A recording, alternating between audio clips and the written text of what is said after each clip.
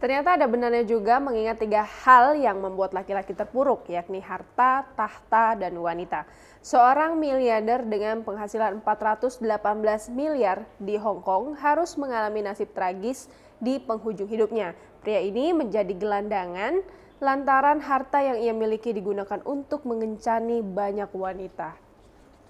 Harta 418 miliar hanya jadi ampas. Miliarder ini gila-gilaan gunakan hartanya untuk kencani wanita cantik. Akhirnya jatuh melarat sampai tak punya uang sepeser pun. La Tri Hui, seorang miliarder asal Hong Kong yang lahir pada tahun 1964, dia adalah salah satu pengusaha paling sukses di Hong Kong pada tahun 1990.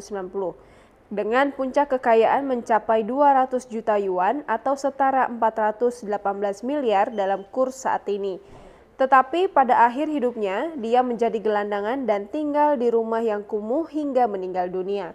La Tri Hui dikatakan sebagai seorang miliarder yang berawal dari tangan kosong.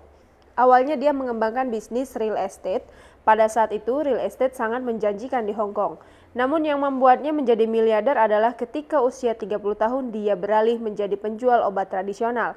Berkat akuisisi Dong Puong Hong Corporation pada tahun 1999, aset La Tri Hui meningkat tajam setelah perusahaan internasional itu mengambil alih sahamnya.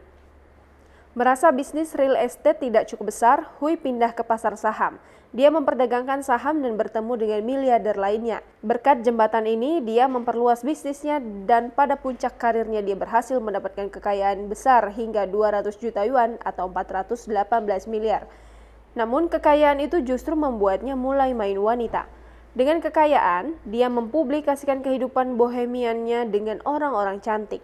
Daftar pacarnya sangat banyak, sehingga sangat sulit dihitung, bahkan miliarder muda itu mengklaim uangnya cukup untuk menghabiskan malam dengan wanita manapun. Wanita paling terkenal yang pernah dekat dengannya adalah Ton Gyoi Kwan, seorang Miss Singapura pada tahun 1994 yang mewakili Miss World Country. Dia berkencan dengan Hui dan melakukan serangkaian foto intim seperti berciuman mesra.